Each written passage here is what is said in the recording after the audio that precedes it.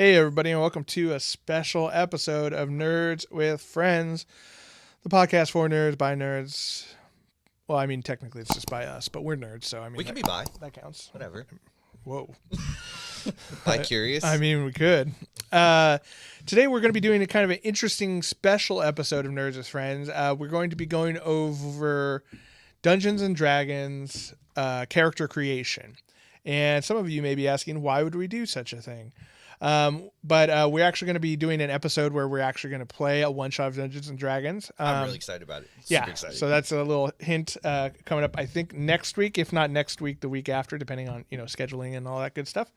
But we figured it'd be a fun experiment to show the character creation process and kind of show what goes into it and how we kind of go about it. And if you're new to Dungeons and Dragons or you want to play for the first time, this will be a good step-by-step look inside of how to create a character. Trying to get your feet wet in it, whether you want to do it or not. Trying to dip them toes. You should. It's so much fun. Yeah, super, super fun. So I guess we should talk real quick. What is Dungeons and Dragons? Because I mean, that I'm sure people have heard of it, but may not exactly know what goes into playing a game of Dungeons and Dragons. So at the heart of it, Dungeons and Dragons is a tabletop role-playing game. So think about any RPG game you've played on, console or PC. It's similar, except you don't play on a computer or console. You play with, pen and paper, with books and little miniatures a lot of times. We should say that all RPGs on all systems is based on Dungeons and Dragons. Yes, 100%. Critical hits, hit points, magic, magic systems, it's all based on it. Yeah, and character creation, much like those games, is very similar. We'll be going over like what our skills are. You allocate certain attributes to certain types of skills and abilities. You come up with a race, background, and look, name, and everything. So very similar to a character creation in a game like Mass Effect or Cyberpunk or Elder Scrolls or something like that. The best way I like to describe it to people when they ask who've never played, it's like playing an RPG in a video game, only you can do anything. Yeah. Well, I should say you can try to do anything. Right. These guys right here are going to determine little dicey whether boys. you succeed or not. Yeah, and the dungeon master is the one person in the game who doesn't have his own character. He kind of, he or she, I should say, I just say he because I'm always dungeon mastering for some reason. They're the one who kind of proctors the game.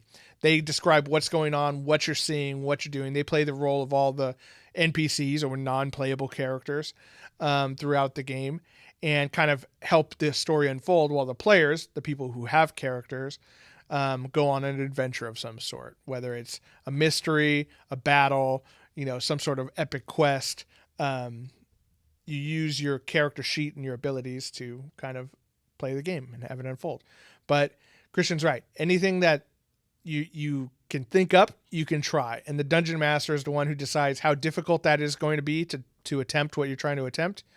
And the dice kind of determine if you fail or succeed. Yeah, like for example, in most video games, like if there's a NPC who's selling goods, has all these potions, maybe you don't have enough money, you're like, oh man, in this video game, if I could just rob this fucking guy. Right. If I could just rob him, it would make it a lot easier. Or persuade him or intimidate him. Yeah.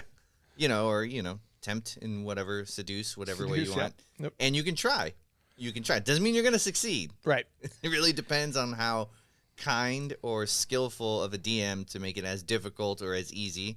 And you can try. You can definitely try it. And that's one of the things I loved about it. I was like, oh my God, it's like a video game with basically the limits is your mind and the DM. And that's basically it. Absolutely.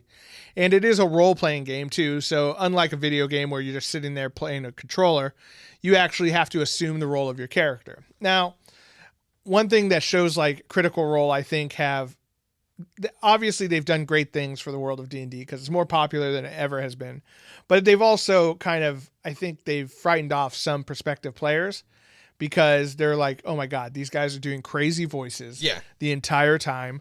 They're coming up with ridiculous actions and things that I never would have thought of. But you got to remember, those guys are, first of all, professional voice actors, and they've been playing for years and years and years and years. So they're fairly practiced at it. And if you're trying to be a dungeon master for the first time, Matt Mercer is not a good example because, let's face it, you're not going to be as good as him on your first go round, but it's something to work up to. So don't feel like you have to like do a crazy Scottish accent like the entire time. You can do your normal voice or just make it a little lower like Batman or, whatever you want. Or you could even say, I've played with some people who are like, my character says, hey, don't do that, dragon. And you can still talk in third person if you want. You don't have to talk in first person. I would say if you want some good tips, either as a DM or as a player, Satine Phoenix gives amazing, amazing tips. And she does it so much in a way where like you feel included. You don't feel like a dummy. Yeah.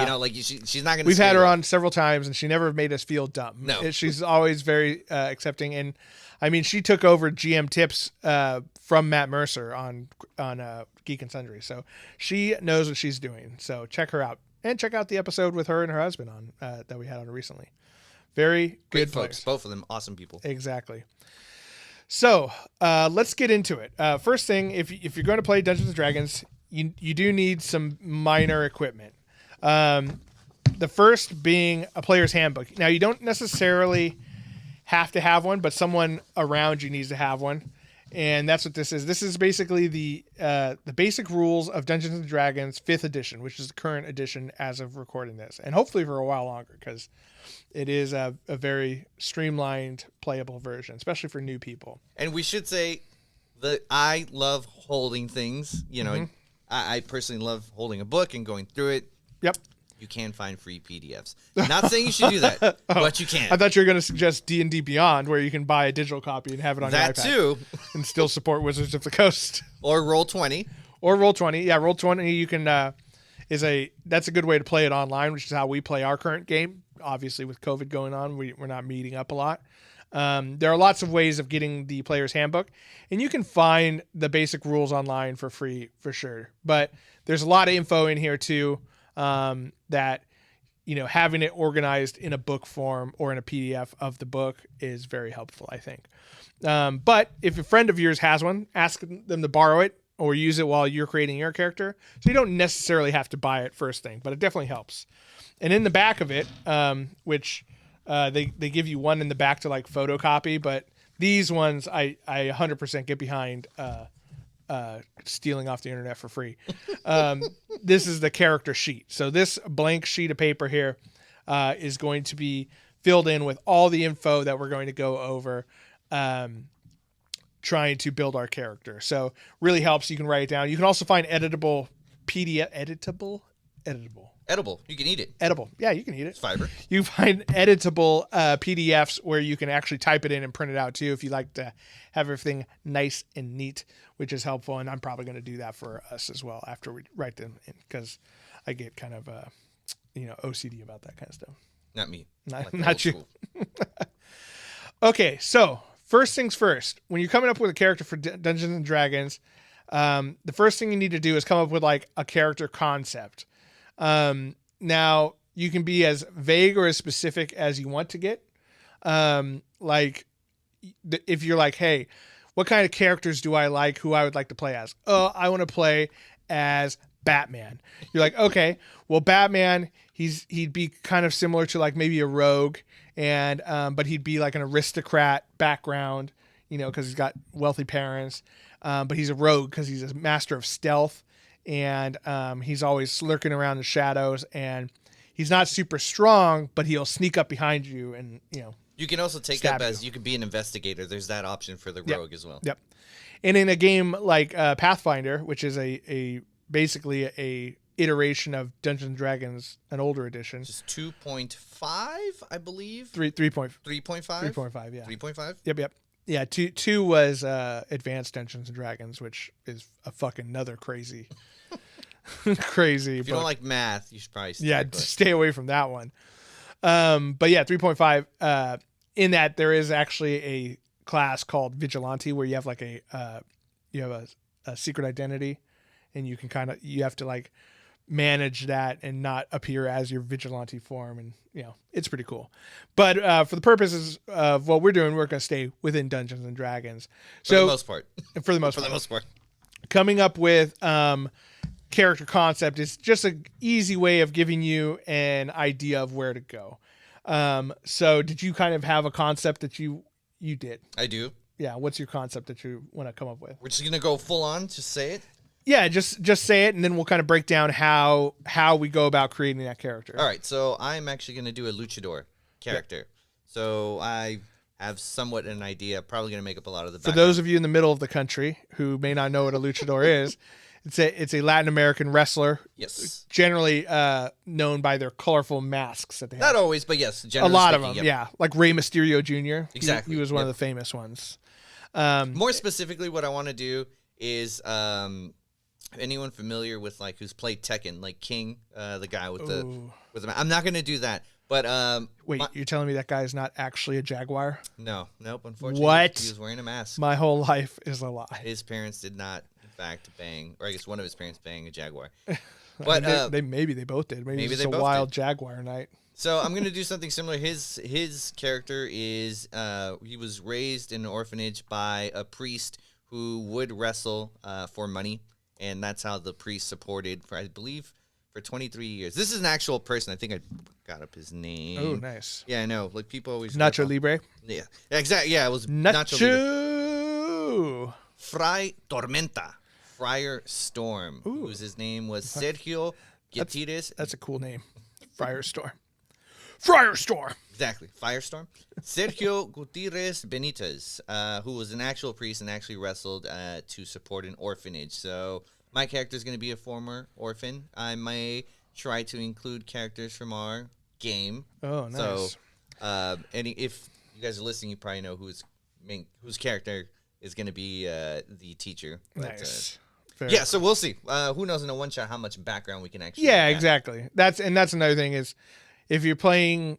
if you're setting up Dungeons and Dragons to play like a one shot or a short, very short story, a one shot being one that generally is done in one session, or if you're doing a long campaign, like the campaign Christian and I are playing in right now has been going on for almost 2 years because of the pandemic and scheduling and all that kind of stuff. So that might kind of come into play how deep you want to go into your backstory.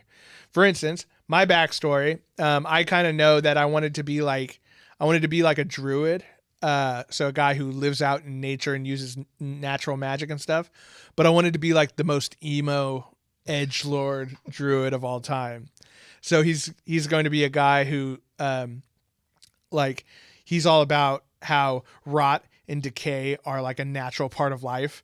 And so he's just like all super depressed all the time, and he's surrounded by like mushrooms and rot and stuff. Are you going to do the hair covering one eye? Oh yeah, exactly. 100%. He's going to be the most edgelord druid ever. Just like cutting his wrists and stuff for attention. No, he just wouldn't even see the point in that. He's like, what's the point? People won't pay attention to me one way or the other. There you go. Yeah. So once you have a concept, even a loose concept, you can kind of figure out what classes and races kind of fit that. So when I create a character for Dungeons and Dragons, I like to do race first. Okay. I think race is the most important thing in the world. Just kidding. Outside of D&D. Outside of D&D. Yeah. He exactly. likes the pure race. That's what his thing is. My choice is not going to dissuade that answer. But one of the reasons why I'm sorry, actually I don't like to pick race first. Class? I like doing class first. Okay. Yeah. Race I think is first in the book. Right. Which is where I got mixed up. Race is first in the book, but I think picking your class first is the most important because that's the kind of archetype of what your character is going to be. So what are the classes in D&D? There's rogue, monk, paladin, fighter, mm-hmm. a sorcerer, warlock, wizard. I was going to say mage. Wizard, we're missing druid. Did we say druid? And ranger, who you Ranger. hate. Yeah, I'm not a big fan of rangers. And fucking barbarian. And barbarian, yeah, you can't forget the barbarian. Yeah, I think that's all of them, though. Right? Bard.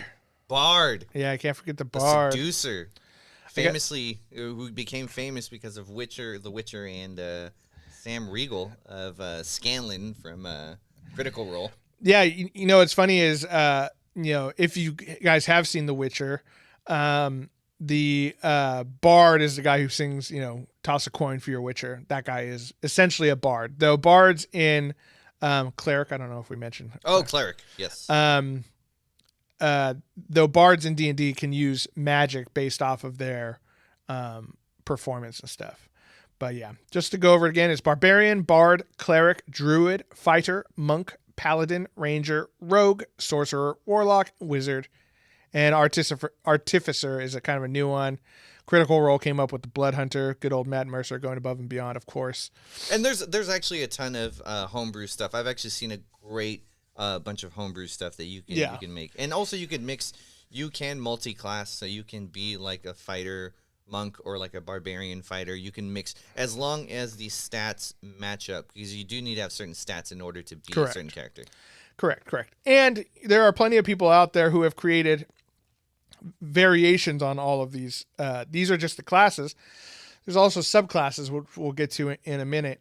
But there's all sorts of variations, both official and unofficial. Just if you ever have a question on using any of that stuff, talk with your DM first. They will let you know if it's good to go or if they want you to do something more standardized. Since we mentioned stats, we should probably go over it on the sheets.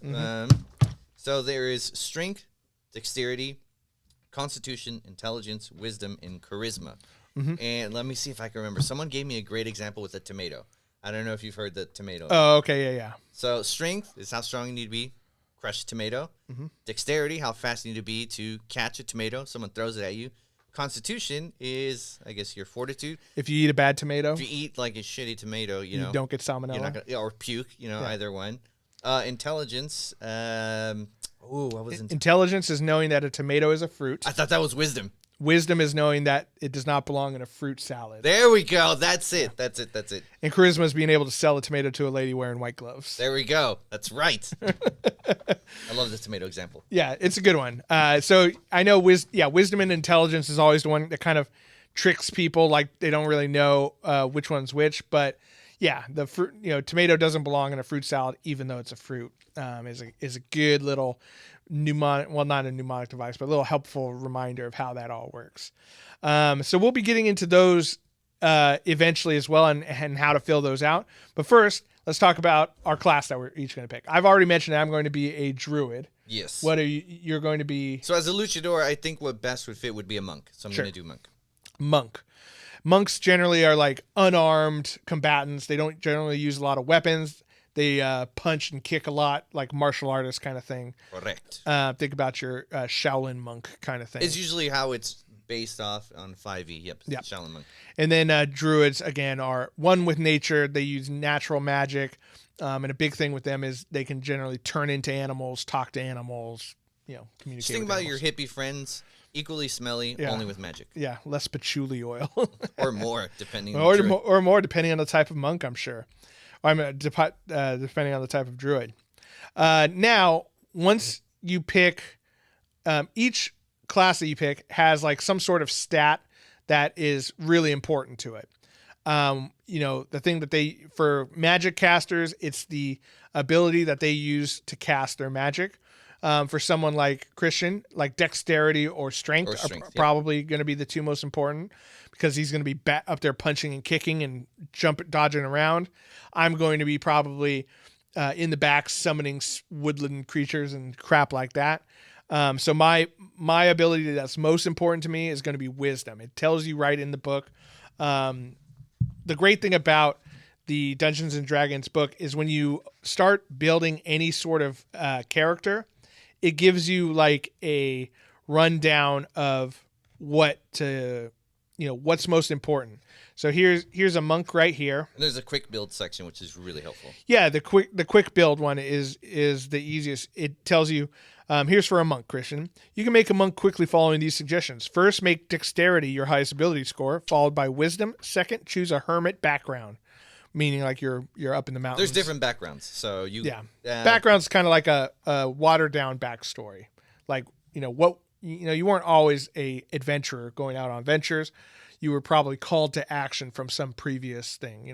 Even monks got to eat, so they got to have a job, right? And then it'll walk you through everything else. For me, for the druid, wisdom is going to be my most. You just passed it. Yep, I did.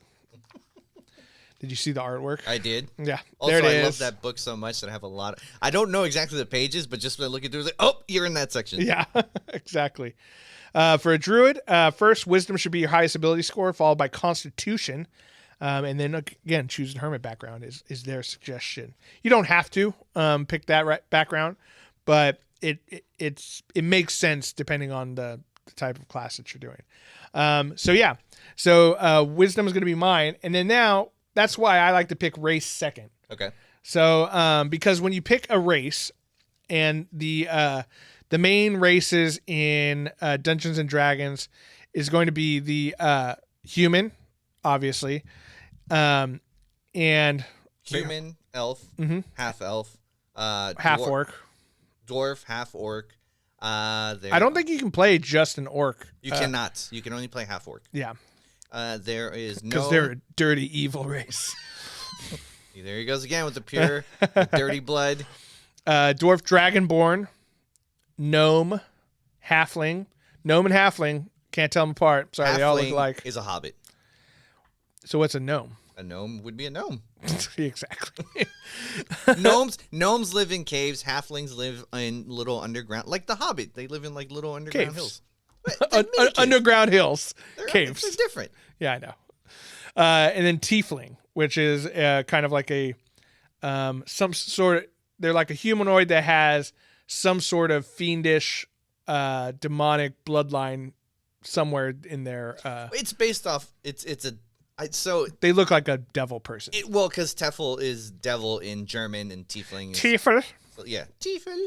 Just mixed it up. Dragonborns also are not dragons, but they have like dragon ancestry. It's a humanoid dragon. Someone fucked a dragon. Let's be honest. Let's be real. You go far enough back, someone banged a dragon. That happened. And based off of these races, you get bonuses in those abilities. So, for instance, for me, I was going to be a wood elf druid. I think that was going to be kind of what I was thinking of. What were you going to be? I always go half orc. Half orcs are my favorite. I always do half orc. I love that they have savage attack. So when you roll a 20, it is a critical hit if you're attacking. With savage attack, you basically get 2 criticals, which I love. I fucking love that. I also love the fact with a half orc, once you get them down to 0, they pop back up to a 1 because they're fucking beasts. Yeah. And that's what I love. So half orcs are my favorite, and it's always my go-to race. Yeah, I mean, and it works fairly well when you're talking about being a monk because they do have a bonus to strength, right? So it definitely fits well, and I could see like maybe a half orc guy covering his face with a mask to kind of keep himself secret. They're half orcs are not super well liked amongst not so much the world, right? Same as the oh my god, the dark elves. Yeah, the drow. And one thing I'm picking a wood elf, an elf that think about like Legolas is a wood elf, and basically all of the elves in Lord of the Rings, I think, are at least the ones that you see in the movies are all wood elves essentially.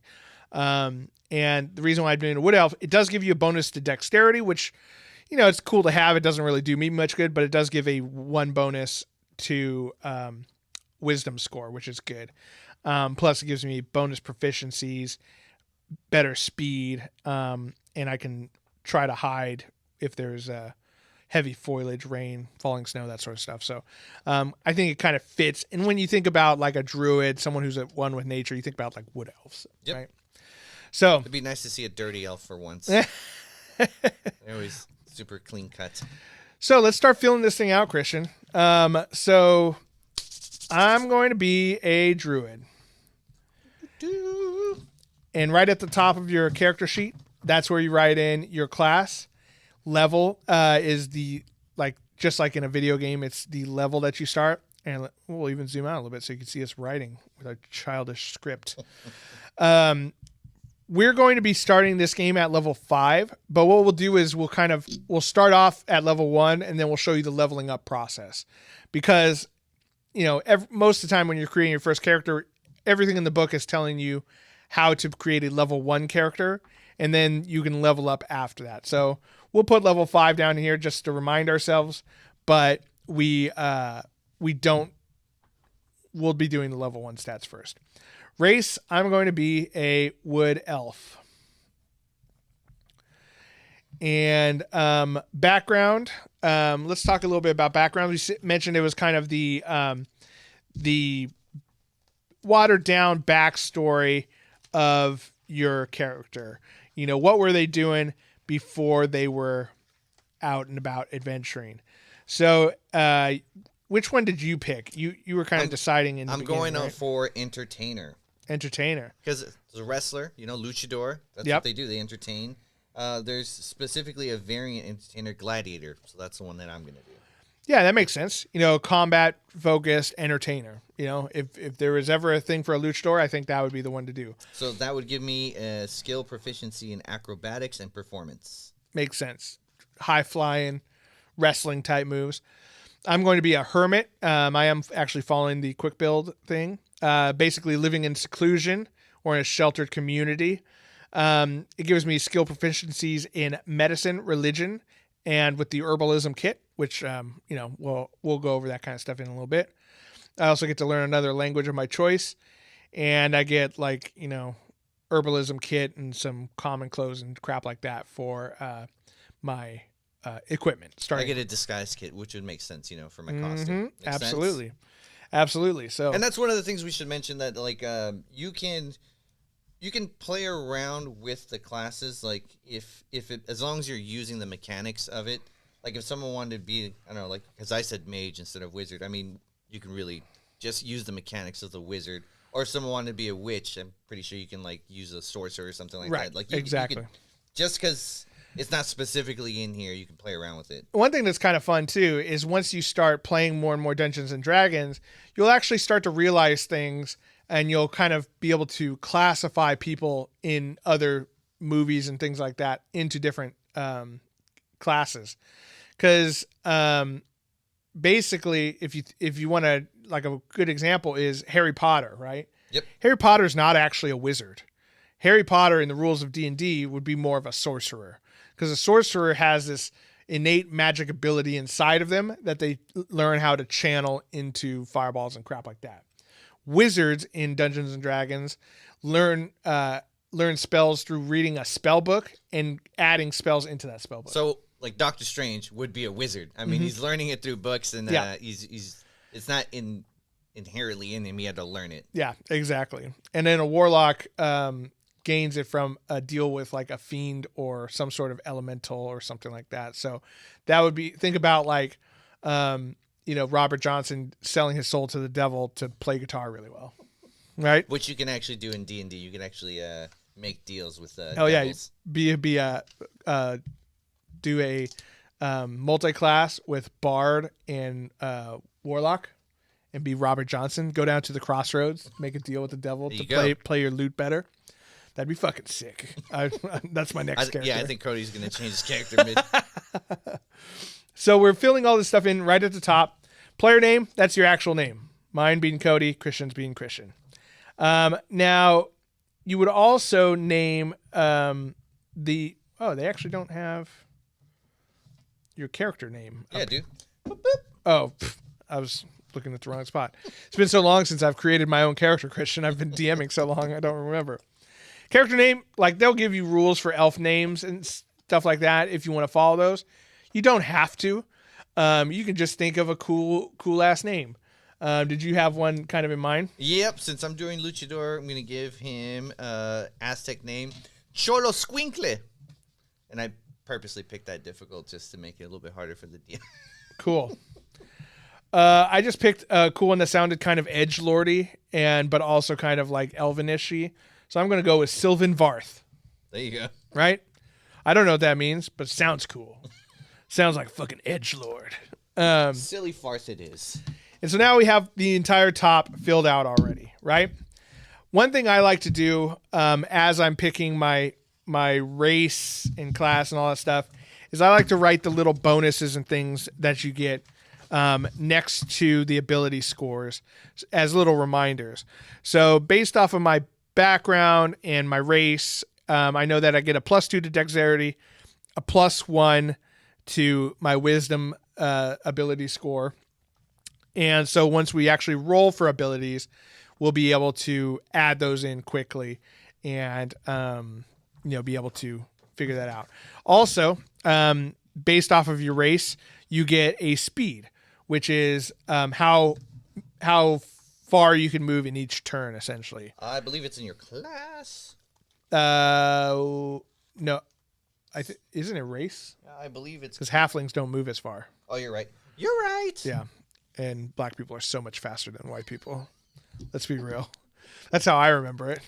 I bet it is. They're so much faster. Not helping your master race theory right now. Well, I'm obviously in the wrong one if there is one. So I know that as a wood elf, normal elves go 30 feet.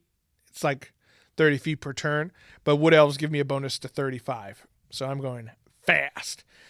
And then based off of right down below your speed, you'll have your hit points, which you can write your little formula. It tells you at the beginning of your class. I know that mine is my Constitution modifier plus 1d8. So I just wrote 1d8, which is an 8-sided die, plus Constitution. Christian, we didn't even really talk about the dice you need. We did not. We should do that. So we got so excited building this. We didn't talk about the equipment you need. I think aside from the book itself and a character sheet, you do need a set of polyhedral dice, which polyhedral just meaning many sides. If polyamorous, that sort of thing. Hedral side. And so you can buy them for super cheap, a couple bucks online if you want, or you go to your friendly local gaming store and they'll have copious amounts. We use D20 is going to be your most used one. It's a 20-sided die. You use this for ability checks, attempting to do things like, hey, I'm going to search for gold, and you roll this to see how well you search for gold. So that's going to be by far the most used die inside the kit. Then we have a D12, which is a 12-sided die. That's usually attacks. Attacks, yeah, or damage depending on the spell. Oh, sorry, damage. Yes, you're right. Attacks is the D20. And then you have D10s / percentile dice. You normally get 2 of these. You get one that's a 1 through 10, and you get another one that's a 10 through 90. So you roll them together, and you can get a D100. Or you can roll them one at a time and just get a 1 through 10. Then we have a D8, 8-sided die. Looks like a little diamond guy. This one, again, primarily for damage, both spells and weapons. D6s, which is the secondly most used one. Yeah, probably the second most used. Also, the dice that most people are familiar with. If you played Yahtzee or anything like that, or Warhammer, you're using D6s. And then D4, which is a little small pointy guy. Healing. Which is good for healing potions, damage. Magic Missile uses D4. So those are all the ones. You want to turn that guy on? Oh, yeah. Finally get to do it. And so you basically, you get one set of dice, and that's normally enough to create characters and stuff like that. So we have this fancy dice tower that we use by Wormwood Gaming. These dice are also by them. And what that does is just rolls out all these for you. But here's all the different dice that you need. There's a D20, 12, 8, 6, D100, D10s, and then the 4s over there. That number right there, you never want to see that. You hope that never comes up. You got a 1. Calm down, that's a 7. Oh, was it? Oh. Yeah, it's a 7. But yeah, low scores are generally bad. We'll put it lucky 20 side up just for funsies. So having some of these dice here is super important because they're used for literally everything. If you don't have one of those, ask your D&D buddy. I'm sure they have one. I have a huge bag sitting just off screen here, so you can definitely get quite a few in your collection. Cool. Now that we went over dice, let's get back into the character sheet. So far we've done over our background, race, all that kind of stuff. We've done written in some of our like speed, our current hit point or our hit point formula. Do you remember yours on yours?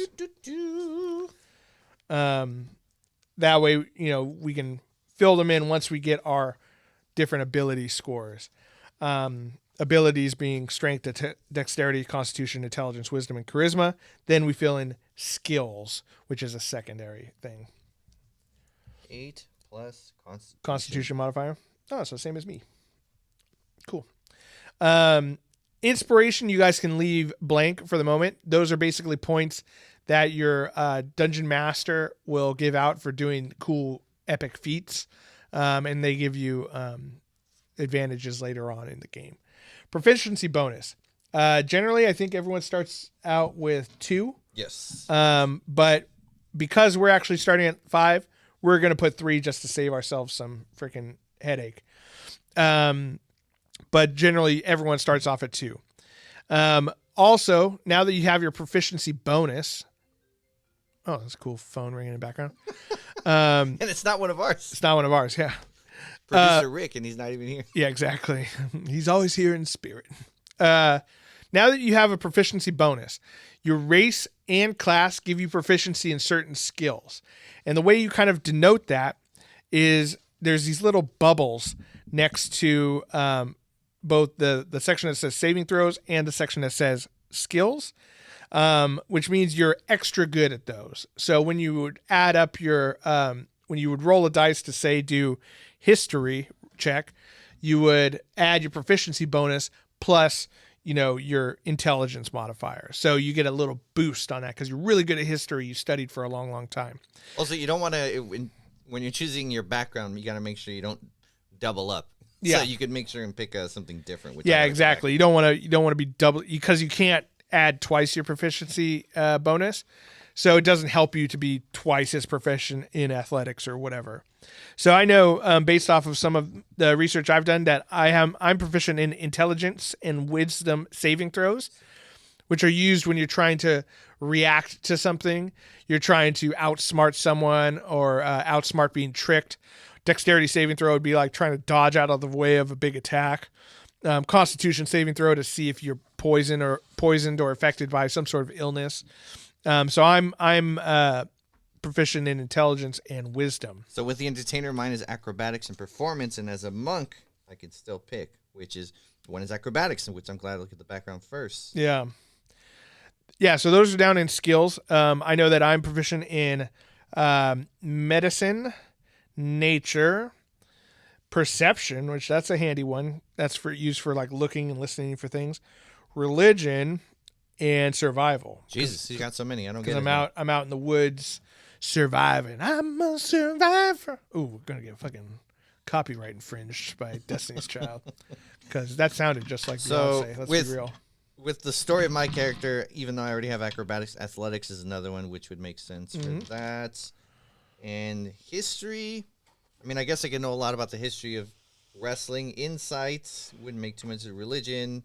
Monks are religious, but as luchador, how religious am I going to be? I'll probably just use... The ring is my religion. Yeah. I'll probably just use stealth, so like maybe I can try to hide my attacks a little bit better. Or sneak up on people. I don't know. Oof, this is rough. Yeah. Religion or insight. And Christian's at a good point, which a lot of people will come to. Do you try to go for the best stat because like this is going to help me out in my adventure? Or do you do the one that's most true to your character? I like going most true to my character. And I know a lot of people will go what's best for the game. Min-max, as we call it. I hate min-max. God, I'm just trying to think what would make sense for the character. I'm just going to do insight. Fuck it. There you go. He's very insightful. He knows what's going on. Cares about the kids. It's gonna be How do I reach these kids?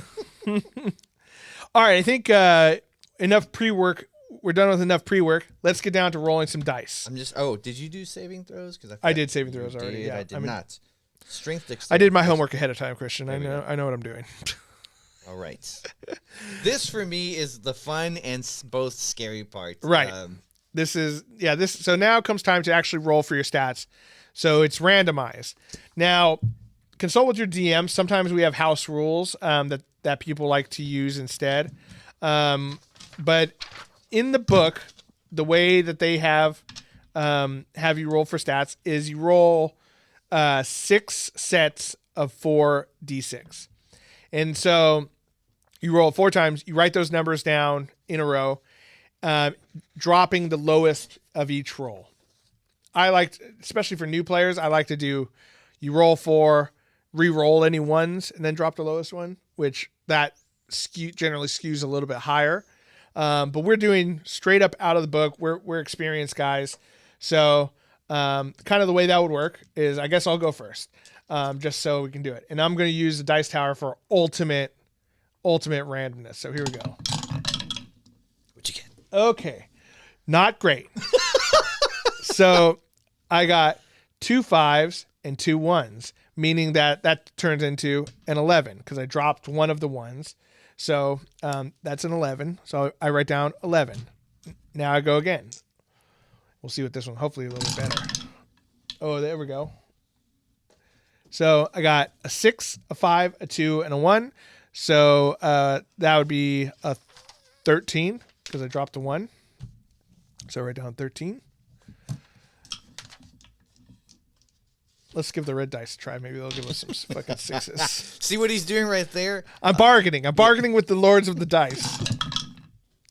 There's a lot of superstition in this. And, Yeah. like, I definitely will drop a dice. If I get a D20 that's consistently giving me ones, fuck it, dice jail. Put it Get in dice outta here. jail. This one's a little bit better. So I got 5, a 6, and a 3. So that's a 14. Getting better. Starting to see some numbers I like to see. I can't shake those ones, though. I've gotten a 1 in every single one. Oh, there we go. That's what I'm talking about. Dice Daddy. Okay, now that's a good one. So 2 6s, a 5, and a 2. Finally shook the ones. So that's a 17. Best roll yet. That's a +3. Let's get another one of those. You got 4. You got 2 more to go. Yep. Oh. Uh-oh. Not looking good. 9. So 11. Okay. Another 11's not bad. I mean, whatever. 11 would give him a modifier of 0. Yeah. Ooh, I think this might be the worst one yet. 9. 11. Another 11. Okay. 3 11s. Yeah. Not great. Not great. But I got that 117. That's what I'm talking about. God, I don't know which dice was better for you. The red one. You know what? The red ones I think were better, but then those last two. I'm just gonna do those last two really screwed me. There's a whole bag of dice there if you want to. No. Let's just do it. That's what I get for not. I normally have these hammer and sickle dice that I roll stats on. That's what I get for not using them. All right. You're gonna have to tell me because I can't see it from here. Nice. So 2 6s, 12, and a 2. 14. 14 with a 1 was the other one. 14. That's not bad. It's already my third highest score. Yeah. Let's do 2 and 2. Ooh. Very good. good. Nice. Not so good. That's okay. 13. 13. I think I like the 2 and 2 better. You like how gracious I am when I let you guys roll, where you get to re-roll ones. Nice. Ooh, nice. 11. God damn. What's the other 12, one? 13 again. Damn it. It's the exact same roll. That's funny. 13. All right. Well, at least I've got no zeros so far. You're getting some nice averages. You know what I mean?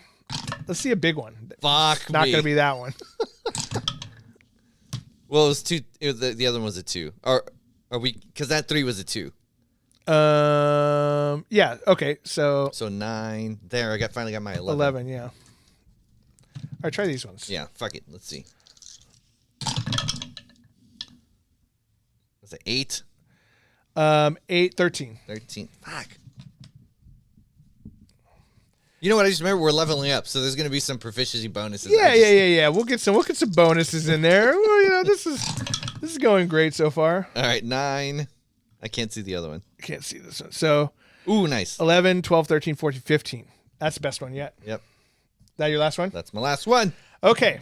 So, now that we have these numbers, me with my 3 11s, my 13, 14, and 17. Now get to plug them in. Now we get to plug them in. And remember, we do have some bonuses. So I do get a bonus to my wisdom modifier and my dexterity.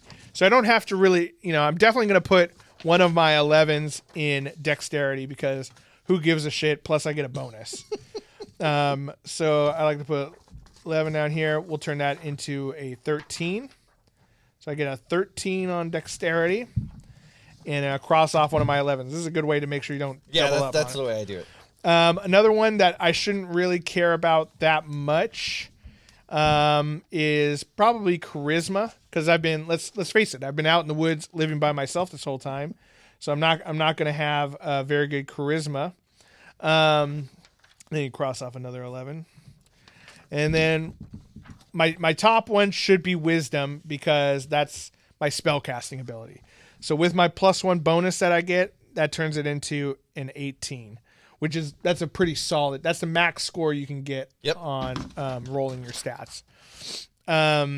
So cross off my 17. Oh, it makes me sad to cross that one off. It was so good.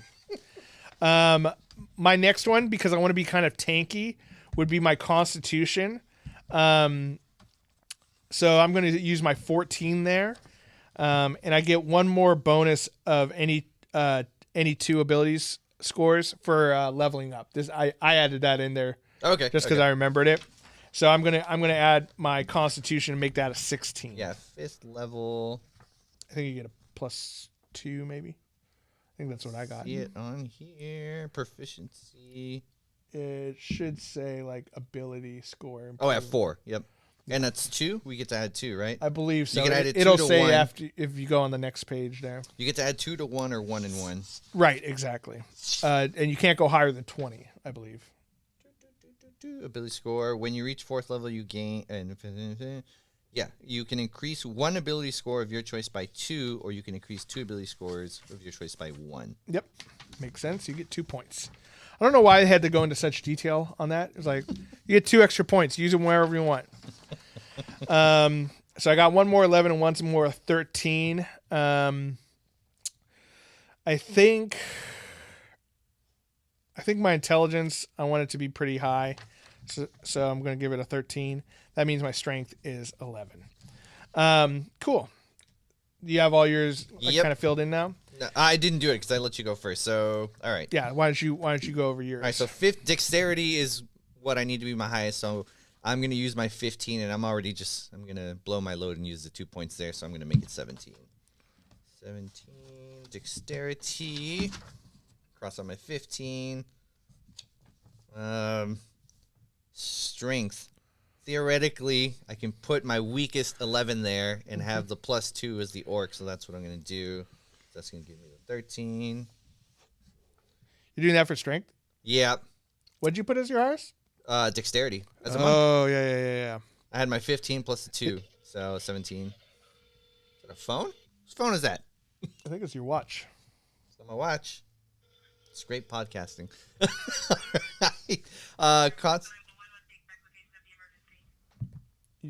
Whoop. You just dialed 911 on accident. I think that was an accident. Sorry. How did we do that? On your watch, dude. How did I do it on my watch? Here, hang up on your watch. No, It's on your watch right there. Hello? Yeah, this is 911. We got a hang up call. You guys have an emergency? No, I think Must have hit the Apple Watch on accident. Yeah, sorry about that. All right, no problem. You guys have a good night. You too. Thank you.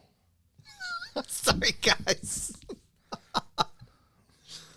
All right, let's go back. You really didn't like those rolls. No. This is an emergency. Holy shit. I got a fucking 911. You got to turn off that auto call or whatever it is. Maybe because we're talking about numbers. I don't know. Siri's like, what? Oh, shit. I dropped my pencil. What? Dial 911, please? Oh, no. Let me borrow your pencil. Oh, God. All right, where were we? Dungeons and Dragons? Yeah. So you're adding in your ability score. All right. That's a fun one. That's a fun little aside on here. All right, Constitution. I get a +1, so I'm probably going to use one of my 13s because I need to get rid of them. Mm-hmm. Gives me 14. All right, and then I got 114. So for my character, being that he's a luchador, I'm probably going to put in charisma because that would make sense. He's going to be charismatic.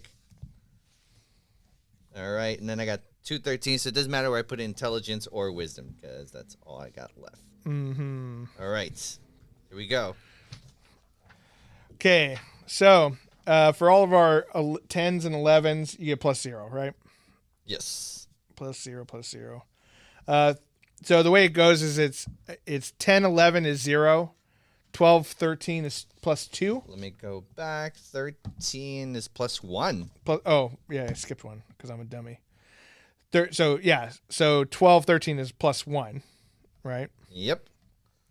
14 is +2. Okay. And then my 17. 16 is +3. +3. And then 18 is +4. You got an 18? Yeah, I got 18 on wisdom. I got no 18. Is that's a +4? Did I do that right? 18. And then +5 is +4. Yep. 19, 20. No, 18, 19 is +4. 20, 21 is +5. Oh, okay. Got him slightly off.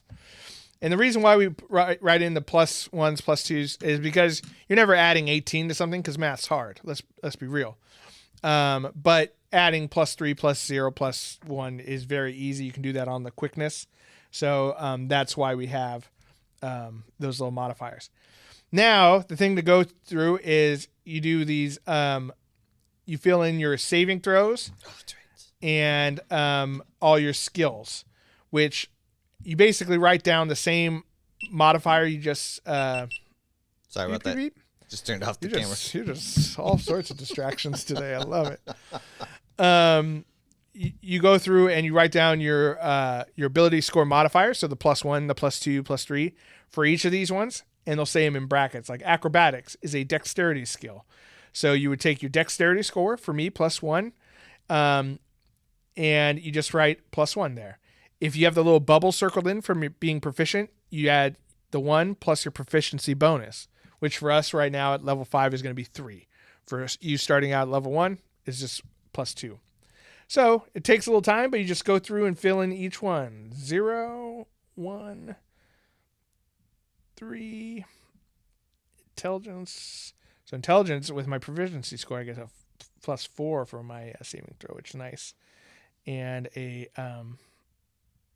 and then I get a +7 for my wisdom saving throws. So wisdom saving throws are really good to try to I think it's not get charmed or affected by certain spells. So that's pretty cool. +0 for my charisma.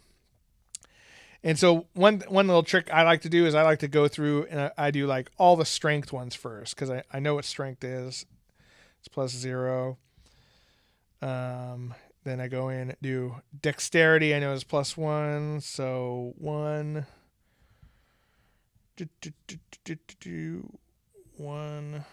1. And then constitution. It's none of those. Intelligence is 1. Yeah. 1 plus my dexterity is 4. 1 plus dexterity is 4. And then wisdom +4. So 4.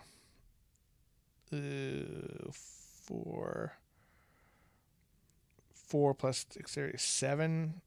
4 plus proficiency is 7.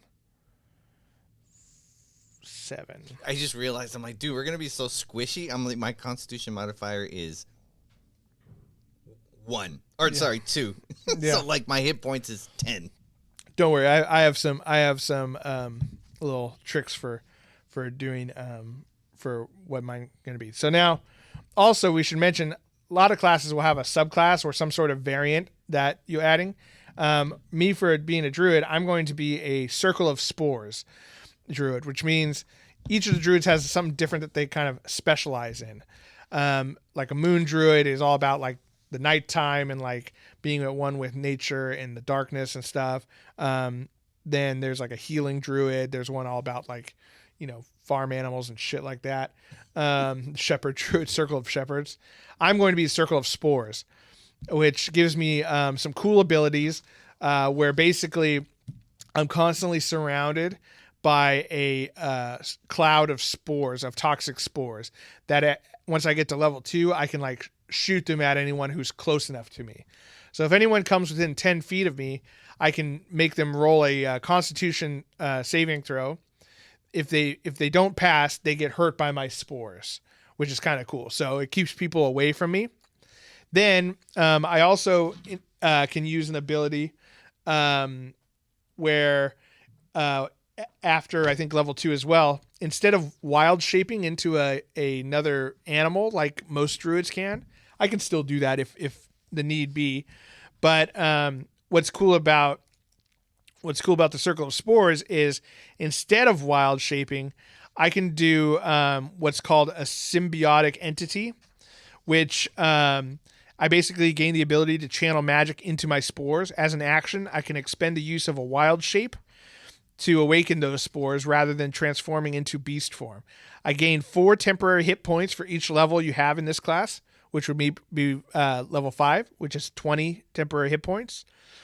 And then I also get the following benefits. When I deal my Halo of Spores damage, I roll the damage dice a second time and add it to the total, so twice as much damage. My melee weapon deal an extra 1d6 necrotic damage to any target they hit. And the benefits last for 10 minutes or until I lose my temporary hit points. So kind of a cool... oh, God. Kind of a... No, that's not you. That's Rick's computer. So kind of a cool bonus, a cool style of druid that I'm playing, which lets me be a little tanky because I can now get like symbiote armor, kind of like Venom. Nice. And that's kind of how I'm going to play him. I think it's going to be pretty cool. Got all your abilities marked in there, all your skills. Also, we want to now that we have our Constitution modifier, we can do our actual hit points. So for when you're level 1, you do a full damage dice plus your Constitution modifier. My damage dice is a D8, so I get 8 plus my Constitution modifier of 3, which is 11. So that's kind of what I start at. But now we'll kind of show you how you would level up. God, as a monk, I have less hit points than you. I'm 10. Yeah. Well, that's because I'm a beefy druid. Druids are kind of tanky, bro. So there's a couple ways of doing the getting your, once you level up, getting more HP or hit points. The first way, and I think is the most fun way, is to roll a dice and then add your Constitution modifier. Yeah. Or not the quick build, but in the class features, you can take at least, we're going to be the same since we're D8, right? Right. So you can take a solid 5 plus half the dice plus 1 plus your Constitution modifier. But I think rolling's more fun. So we're going to roll all of them? I mean, yeah. All right. Right? So D8 for both of us is this little pointy boy. Well, we'll see how we roll. Maybe we'll start taking some averages. Not great. So plus 5. So no, it's plus. I'm sorry. I don't know. Plus 3. Yeah, which is my thing. So 6. So level 2, I jump up to 17. Come on, dice. 8. That's what I'm talking about. That's what I'm talking about. So 11. So that makes me 28. Come on. That's level 3, right? That's level 3. All 8s, baby. Not bad. 5. So that'll be 8 added to this, which is 36. Level 4. Come on. Let's get one more high one in here. Can't see it. It's probably an 8. It is an 8. Fuck. Yeah. I turned the camera off. I should have left them for those rolls. Oh, that's okay. So that's another 11. I'll turn it on for mine. So that's 47 is my total hit point maximum. Not bad. Pretty tanky boy. All right. There you go. A little scared. Make sure you got your thing rolling. All right. Let's see what happens. I'm scared. All right. Ah! I can't see it. 8. Ooh, nice. Nice. These dice are good. This is a good D8. I like this. So 10. I'm going to add them up at the end. That's level 2. 2. So it's 2? 4. Yeah. 4. That's level 3, right? Yep. 6. 6. That's good. Take it. 8. Last one. Come on, give me an 8. Give me an 8. Give me an 8. Give me an 8. 2. Is it a 2? It's a 2. Fuck. 4. All right. 8. You're a squishy monk. Yeah, I know. 8, 16, 26, plus my 10, 36. All right. 36. What's yours? 47. Jesus Christ. Plus my 20 temporary hit points when I go into symbiote mode. Yeah, I'm fucking down. This is what's up. I like it. Okie dokie. Armor class. Armor class. So the way you pick armor class, which is how difficult it is to hit you as a character, is you're unarmored. If you're not wearing any armor, which I don't think you wear armor at all, right? I could. I don't have to. So if you don't wear any armor, I think it's your. Oh no, you're right. I do not wear armor. Yeah, monks normally don't wear armor because they're all about like, jumping around and like not getting hit. You know what I mean? Think about like Bruce Lee or whatever, right? He's not going to wear plate armor. If you don't wear armor, it's 10 plus your dexterity modifier, which for you should be. I should have listened to the quick build because mine is 10 plus my dexterity modifier plus my wisdom modifier, which is wisdom is 1. No, but So your dexterity is 3, So so 14. 14 AC. Not great. Not great. Not great. Me as a druid, I can wear light and medium armor. Just none of it can be made of metal because I'm like, fuck metal. Metal's not nature, even though, I mean, let's be real. Metal is nature, right? It's out there. You just got to dig enough. So I'm going to pick up some armor, and I think I'm going to go with,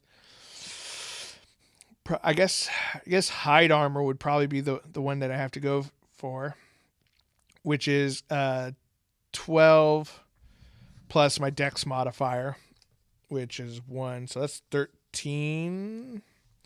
And then I can get a shield, which gives me +2, which would be 15.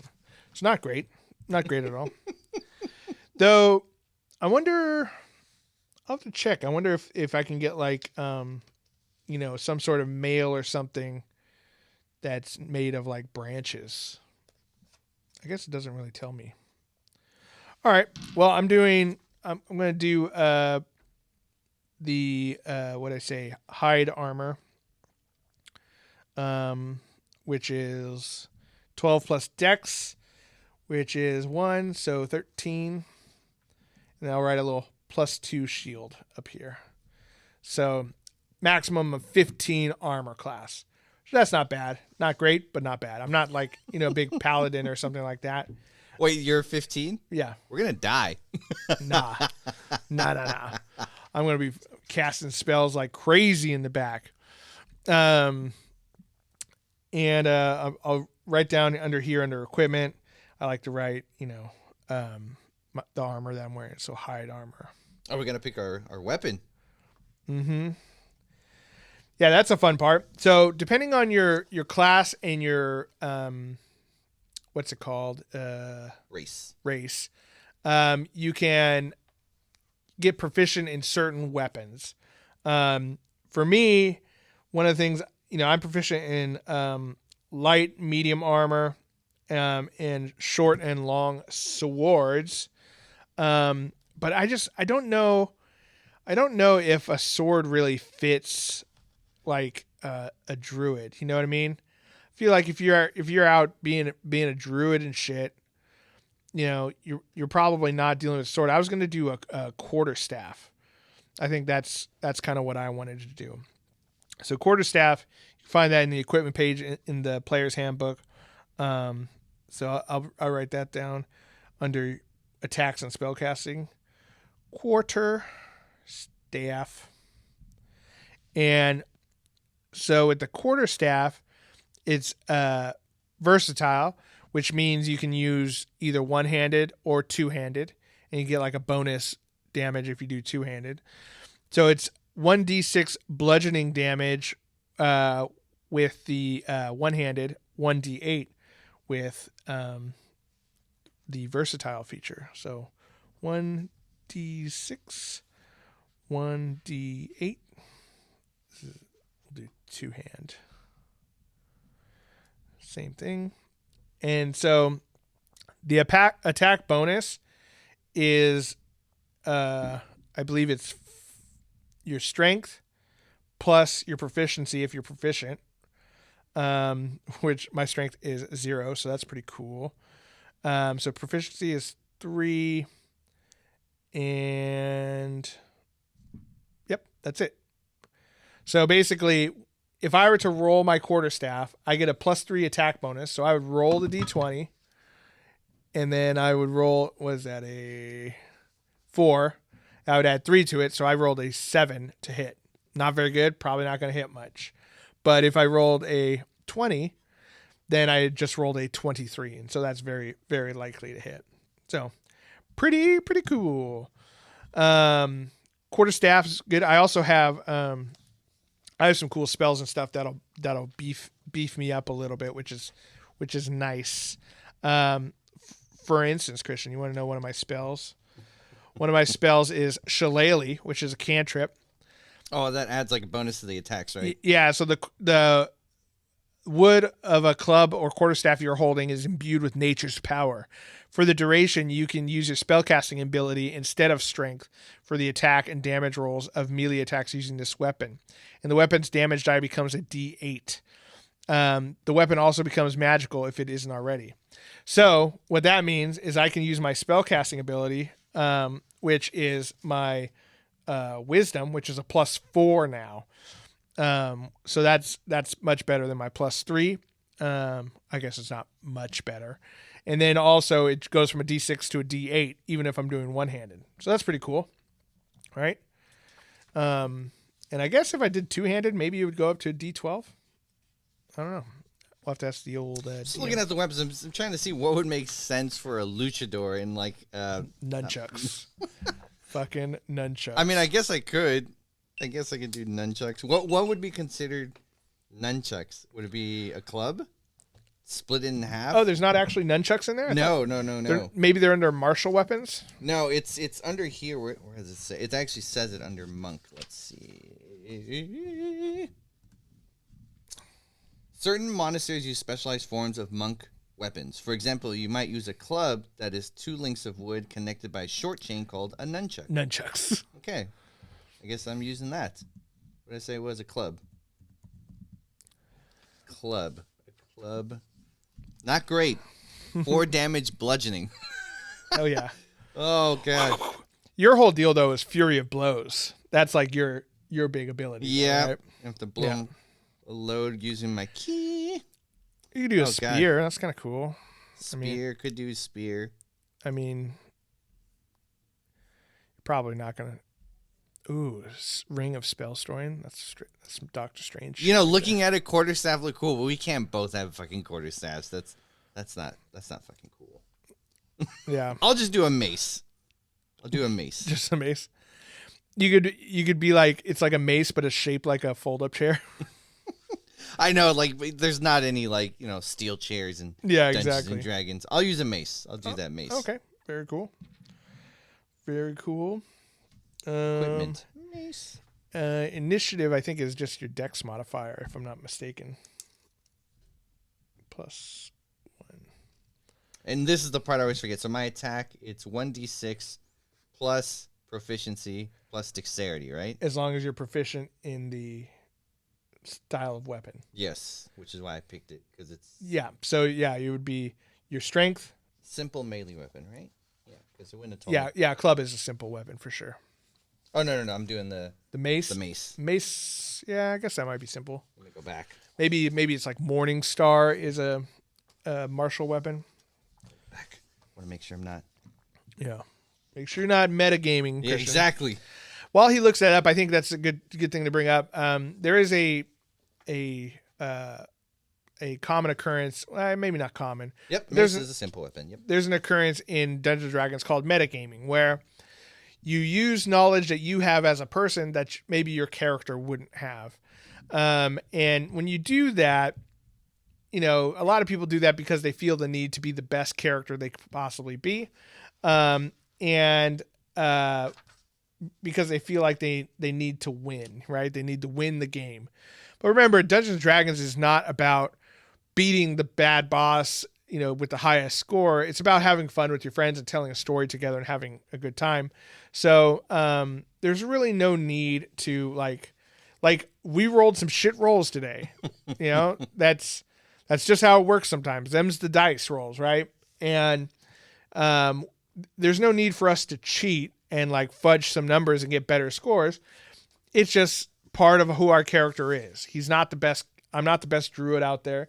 He's very obviously not the best monk out there. But we'll have a good time and be able to play into that, right? Like maybe my guy is not super charismatic, like I said, because he's been out in the woods by himself all the time talking to mushrooms. But he's got really good constitution because he, eats poisonous things all the time, and he's just like fucking, always consuming these different funguses and stuff that'll build up his constitution. And then he's super wise because he studies nature. So you play into your strengths and whatnot, and I think that makes it more fun. I think we filled everything out. We got pretty much everything. I didn't put my features and traits, but as a half orc, I mean, savage attack, which I already mentioned. Yeah. The feats and traits are things you kind of pick as you go through and level up. You'll generally get one feature or two at level 1 or 2. And, as you level up, you get other cool like ability score boosts and things like that. So you can kind of fill those in. Now I had to, as a spellcaster, if you decide to be like a wizard, warlock, sorcerer, paladin, that sort of thing, you do have to pick a bunch of spells, which I've already done, which is kind of cool. One of the traits with the druid is that every day you set out, you can prepare so many spells. I believe it's, I think I figured out it was 8 spells. It's your druid level +3 or something like that. And so you prepare the spells, and as you head out on that day, those are the only spells you can use, and you can use them a certain number of times dictated by a little table in your character creation in your class section. So I get 2 spell slots for level 3, which means I can use 2 level 3 spell slots. I can use 2 level 3 spells, I should say. I got 3 level 2 spell slots, 4 level 1 spell slots, and then you have cantrips, which don't require any sort of expenditure. Spell slots are like spell ammo. I can shoot 2 of them, and then I'm done until I have a long night's sleep. So I got some, and then because I'm in the circle of spores, I do get certain little bonus spells that are always prepared, which are kind of nice. So I can animate dead. I can go gaseous form where I turn into like a mist and I can hover through bars and shit like that. I can turn people blind or deaf, which is kind of nice. And then I get chill touch as a cantrip, which is you basically have a ghostly cold hand that like touches people and they're like, oh, I don't like it, and it harms them. So I forgot to mention on my character, I get key points or chi, whichever you. I've heard people call it key, I've other people call it chi. Yep. So at level 5, I get 5 chi points. So I can use my chi or key to do Cheeky. Fury of Blows. Yep. So with that, let's see. Immediately after you take the attack action on your turn, you can spend 1 key point to make 2 unarmored strikes as a bonus action. So 1, spend a key point for patient defense, which would give me dodge as a bonus action, or step of wind, which will let me either disengage or dash. Dash will allow me to double up on my speed. So instead of going 30 steps, I can go 60 steps, but then I won't be able to attack. Actually, no, if I'm using my key point, if you're using your key points, you can. So you run up there, and run out. Yeah. And for Flurry of Blows, immediately after you take the attack action on your turn, you can spend 1 key point to make 2 unarmored strikes as a bonus. But then, when I level up... Think about, like, freaking Jackie Chan or, like, Bruce Lee going... That's what you're doing, basically. So what I'm doing is the Way of the Open Hand, which... The other one, like E-Honda. Well, so that's a flurry of blows too. If you just mash B down on Street Fighter, So that's my monistic tradition. The other ones kind of give him magic, which I'm going to stay away as a luchador. He's not going to have magic. Yeah. So way of the open hand. So when I use Flurry of Blows, you can impose one of the following effects on the target. It must succeed on a dexterity saving throw or be knocked prone, which would make sense if I'm going to pin a guy. Yeah. Want to knock him down. Must make a strength saving throw. If it fails, you can push it up to 15 feet away from you. So, like a drop kick, send them flying. Yeah, exactly. Or throw him into the ropes. Yeah, throw them to the ropes. Yeah. Or it can't take reactions until the end of your next turn. Because they're like grappled or something. Which probably I'm not going to use them. Yeah. There's always going to be some of those powers you're like, I'm not going to use. There's certain spells I'm like, I don't ever want to do that. Yeah, like there's no point in me doing that.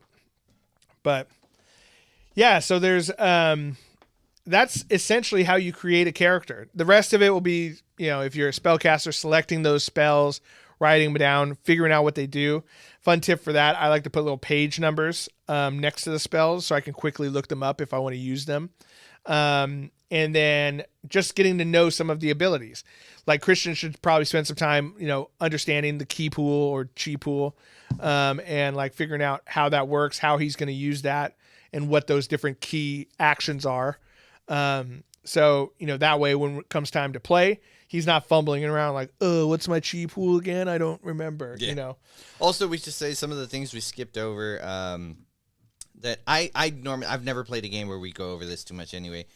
Personality traits, which is also in the handbook. Ideals, bonds, and flaws. They're just ways to like flesh out your character more.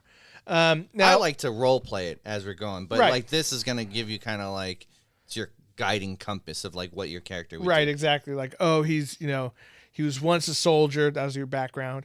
But he lost faith in the army that he was fighting in because of the poor leadership. So he's kind of sullen and downtrodden, but he's got a real ideals of duty and honor. And the bonds are to the men fighting besides him, so he's really loyal to your other adventurers. But the flaws is that he often runs into battle without thinking, so it's just like ways to help you flesh out the character a little bit more. We also didn't really go over alignment. Which is I was about to look them up because there are, let's be honest, there's some alignments that are fucking annoying. Right. That are super annoying. Chaotic neutral. Yeah, it's just like, all right, dude. Like, so you just want to be a dick. Yeah. Like, you're not trying to be a team Alignment is a way of judging like how good or bad or neutral your character is.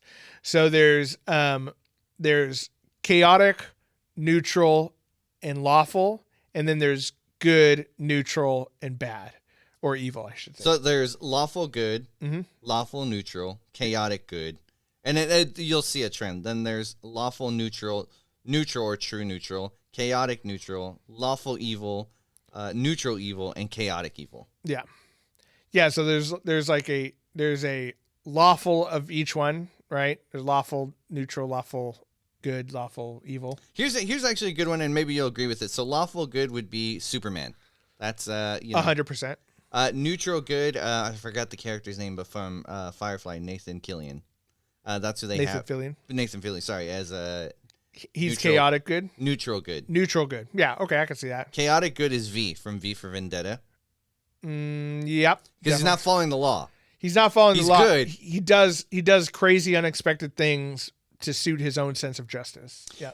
I always like to think chaotic good is like, all right, you know something, you know what's right and what's wrong, and it's like Peacemaker. Yeah. I love peace with all my heart, and I don't care how many men, women, and children I have to kill to get it. That's a very great example. Yeah. Yes. I don't know if you'll be the expert in this. Lawful neutral, they have Picard. I don't know if that's. I would think he's true neutral. I mean, no. I think he'd be lawful because he's all about diplomacy and like respect, and he's whether it's the Federation or the Klingons doing something wrong, he's gonna follow his sense of honor and that's duty. fair. Yeah, I think I could see Picard as, but then you have like chaotic good would be like Kirk, he's good, but he's gonna pull the wild card move to get there. So then for true neutral, I think it's a good example, but also a bad example. They have the Treants as true neutral. I would say they started off being true neutral. They're like, hey, we're not getting involved with this war. It's got nothing to do with us. You want a true neutral one? I'd say Namor is almost true neutral because he doesn't have anything to do with the Marvel Universe unless someone pisses in the ocean. I guess, I don't know. I feel like what I was going to say would be like Watu, like the Watcher would be true neutral, where he's yes. I'm just watching. So my character, I'm actually going to run him as neutral. Okay. He doesn't care about the goings on of like city folk and stuff. Now you say neutral, but are you going lawful, true neutral? True neutral, okay. Because he believes in the balance of life and death. Okay. So death isn't necessarily a bad thing. Life isn't necessarily a good thing as long as there's balance. All right. That's going to be his like whole edgelord deal. Okay. So for chaotic neutral, they have Captain Jack Sparrow, which to me makes sense. Yep. That makes sense. It's like 100%. Right. I would say Han Solo started almost as chaotic neutral. He's like, but he became, I think, more chaotic good or something. Yeah, he moved on later. Lawful evil, they have Darth Vader. Yeah, I could see that, I guess. He's following, what's his name? The Emperor. The Emperor's. I get it. Neutral evil, I agree with this 100%, is Alien, the Xenomorph. Yeah. They're just trying to eat. Yeah. And they're just fucking trying to do their thing. Run by like instinct alone. Yeah. And chaotic evil, they have the Joker, which makes sense. 100%. Yeah. The Joker is what chaotic evil is. But yeah, so you can pick one of those if you want, or you can just be like, my character is kind of like, just he's a good dude, I guess. And you don't have to spend a lot of time worrying about that. I think that over the years, less and less people have like really focused on alignment, as well as like the bonds and flaws and things like that. I like figuring it out as we go. Right. I mean, there's going to be some things like, oh, how do I really feel about it this time? It is very hard to come up with a concrete idea of exactly who you want this character to be until you start playing. And you can, but what I like to do is once I start to figure out who the character is, stay true to who he is. You know what I mean? So hopefully this helped you guys out, learn how to build characters in D&D. This is definitely a little bit longer than our normal podcast, but hey, one thing is it takes a while to create a character. We breeze through some stuff because I've already done some of it, and Christian's created enough characters where it's pretty quick. But it's not a quick process. It takes a little time, a little reading, especially if you're just doing it for the first time. But try it out and start playing D&D. Just get a couple friends. It's a lot of fun, and I think it's really rewarding once you actually get a good character and everything. I'm actually a little scared. I'm excited about the game and playing, but I'm a little scared because this is the lowest armor class I've ever had. Yeah. Character. Well, that's one thing with the monk is you don't want him to get hit. No. You want him to be dodging and around, which I is know. why your dexterity is good. And I should have focused a little bit more on my wisdom. Like I should have put my second highest on wisdom, and I didn't do it. But hey, that's D&D, man. That's D&D. That's D&D. Sometimes you play a little weak boy. I don't want him in max. Hey, that's it right here. Frodo Baggins had the lowest stats of everyone, but he saved the fucking world. Sam did. Let's be honest. Yeah, that's true. Sam had a much higher constitution save. But yeah, you don't have to be super strong to save the world or complete the mission. So it's all about how you approach things. So, Christian not being able to get hit, he's going to have to approach combat a little differently. Yeah. I'm going to have to pick up a lot of rocks and be throwing them. Me, I'm just going to be in the back covered in like poisonous spores, shooting fucking ice beams at people. Do you have healing? Yeah. Okay, nice. All right. Dude, I'm going to keep you alive. All right, nice. I got healing word and cure wounds. So I'm good. And then I also have freaking like thunder wave, bark skin, which I think covers me in bark, which is pretty cool. Flame blade, why not? Like the Voltron sword. Yep. Fuck yeah. So this is going to be fun. If you guys liked listening to this, let us know down in the comments. We do appreciate that. You can also support us on Patreon, patreon.com/nerdswithfriends. Probably should have said that at the beginning, but that's fine. I'll have the little scroll text at the bottom to let you know. And thanks to all the patrons who make this possible. We hope you enjoyed this kind of special long episode. Next week, I think we should be actually playing D&D. So that'll be another long one. And after that, we'll be back to standard episode, doing some nerdy confessions and things like that. So let us know if you guys like these like single topic shows, if it's kind of a cool thing for you. Hopefully this kind of sheds some light on you know, the creation of a character process in D&D. And, you know, I know there's a lot of quick build videos out there that are like 15, 20 minutes long. So if you sat through this whole, you know, hour and 20 minutes long video, we do appreciate it. And I hope we got something out of it. Christian, you excited to play D&D next? Hell yeah. Hell yeah, man. Well, to all the nerds out there, remember, you're not alone. You're with friends. Get out there and roll some dice. I mean, that's what it's all about. Thank you, guys. Have a great night.